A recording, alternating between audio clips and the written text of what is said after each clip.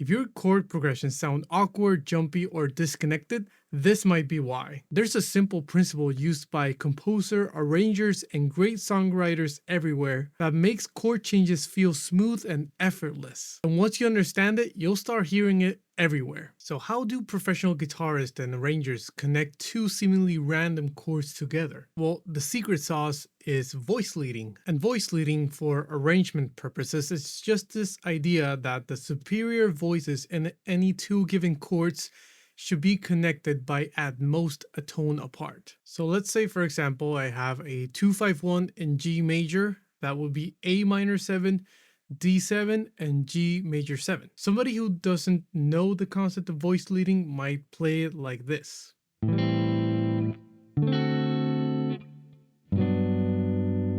That doesn't sound bad at all, but if you want to make it sound a bit smoother and more connected, then let's pay a bit more attention to what that superior voice is doing. In this open position A minor 7, the superior note would be that C note over here. When we go to the next chord, the D7, it's all of a sudden jumping to F sharp over here. And when it goes back to G major 7, it goes down to D.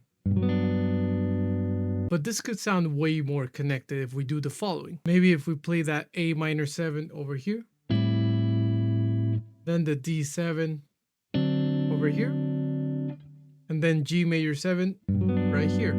The important thing here is that that superior note is not more than one tone or 2 frets apart from each other. And that already sounds way smoother. And if we want to kick it up a notch, maybe we can introduce a bit of tension in there to make it sound a bit smoother.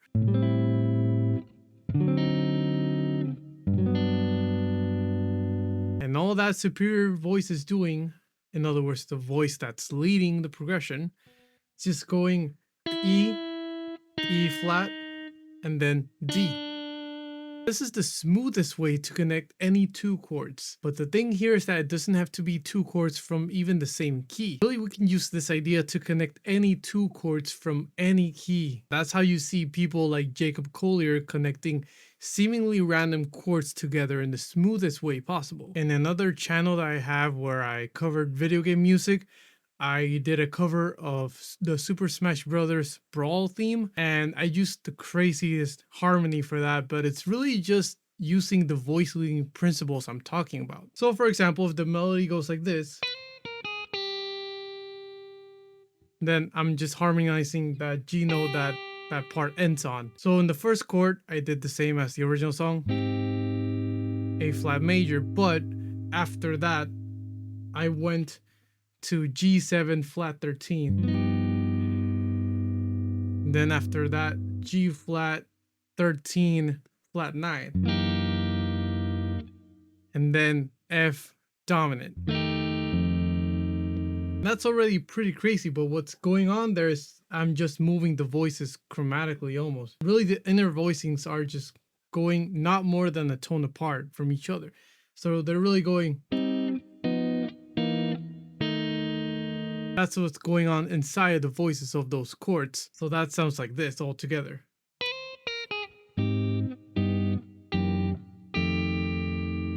It's really just doing voice leading to get from one chord to the other. And we can even take it a step further and just connect completely random chords using the power of voice leading.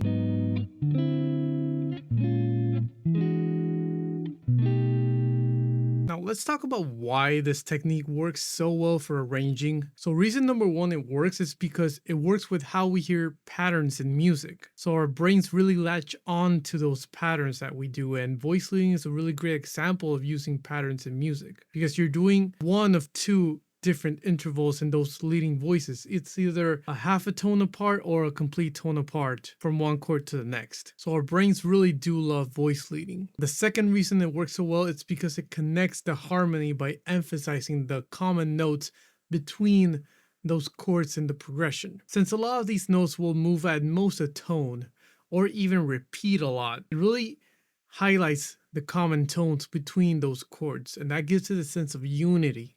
Really just makes the harmony feel stronger in a lot of ways and more present. And reason number three it works so well is because it makes the chords more interesting because of the inner melodies that are created inside of the chords' voices. Because when you're playing different chords that are connected through voice leading, the inner voices almost take on a melodic quality by themselves. So going back to that 2-5-1 example in G major, the inner voicings of those chords do create their own sort of voice leading, and we hear it right here in the third and fourth string.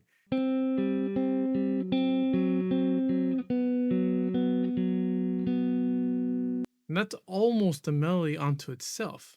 It sounds very connected. And then if we put back the bass note and the superior voice of the chords, it makes sense why it all sounds so connected and smooth. But how do we apply this to guitar? So the golden rule here is that the superior note must not move more than a tone between one chord to the next. If you really want to go for extra points, you can apply this to every voice in the chord, but you'll find that using inversions, that'll end up happening naturally anyways. So really for this voice leading idea, inversions really are your best friend. The cage system is just an extended, more organized version of inversions. So really applying caged and inversions to the chord progressions that you're doing is really the power move here, because once you do that and you connect the different inversions of the different chords that you're playing through the voice leading, right? So having that superior voice now be more than a tone apart from one chord to the next, then that really makes your chords feel very connected and very smooth when going from one chord to the next, no matter how random the chords are. So hopefully you're seeing now that the secret is not necessarily to learn more chords,